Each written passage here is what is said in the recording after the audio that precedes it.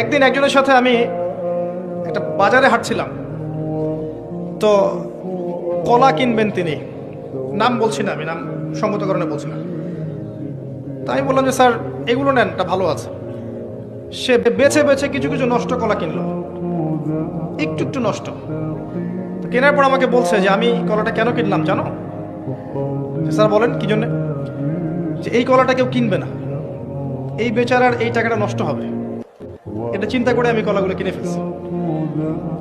বলেন তো, দাড়ি টুপি নিয়ে আমি কখনো এই কাজটা করতে পারছি? অনেক মানুষ আছে ভাই, বাইরের থেকে দেখলে যেটা মনে হয় আসলটা ব্যাপারটা এমন নয়, ভিতরে প্রচুর ইমানদার মানুষ আছে।